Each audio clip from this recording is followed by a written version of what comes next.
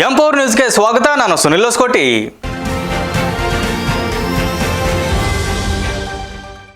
ಪಾವಗಡ ಪಟ್ಟಣದ ಸ್ಥಳೀಯ ಮೀನುಗಾರಿಕೆ ಇಲಾಖೆಯ ಕಚೇರಿಯು ಸಾರ್ವಜನಿಕ ಸೇವೆಗಿದೆಯೋ ಅಥವಾ ಅಧಿಕಾರಿಗಳ ವಿಶ್ರಾಂತಿ ಗೃಹವಾಗಿದೆಯೋ ಎಂಬ ಅನುಮಾನ ಮೂಡ್ತಾ ಇದೆ.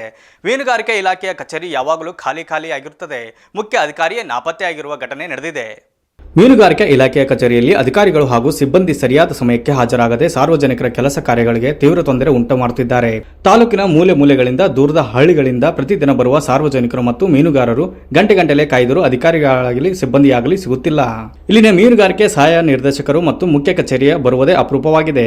ಕೆಲಸ ಮಾಡದೆ ಸರ್ಕಾರದಿಂದ ಸಂಬಳ ಮಾತ್ರ ಪಡೆಯುತ್ತಿದ್ದಾರೆ ಎಂದು ಸಾರ್ವಜನಿಕರು ಗಂಭೀರ ಆರೋಪ ಮಾಡಿದ್ದಾರೆ. ಮಾಧ್ಯಮಗಳು ಭೇಟಿ ನೀಡಿದಾಗಲೂ ಅಧಿಕಾರಿಗಳು ಅನುಪಸ್ಥಿತಿ ಎದ್ದು ಕಾಣುತ್ತಿದ್ದು, ಜಿಲ್ಲಾ ಮಟ್ಟದ ಮೇಲಾಧಿಕಾರಿಗಳು ತಕ್ಷಣವೇ ಈ ಖಾಲಿ ಕುರ್ಚಿ ದರ್ಬಾರ್ಗೆ ಬ್ರೇಕ್ ಹಾಕಿ ತಪ್ಪಿತಸ್ಥರ ವಿರುದ್ಧ ಕಾನೂನು ಕ್ರಮ ಜರುಗಿಸಬೇಕೆಂದು ಸಾರ್ವಜನಿಕರು ಒತ್ತಾಯಿಸಿದ್ದಾರೆ.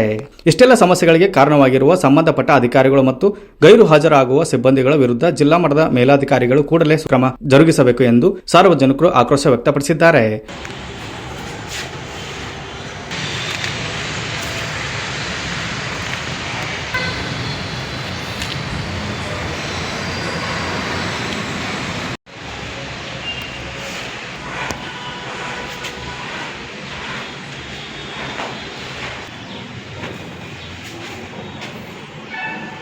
ನ್ಯೂಸ್ ರಿಪೋರ್ಟರ್ ಶಿವಾನಂದ್, ಎಂ4 ನ್ಯೂಸ್, ಪಾವಗಡ.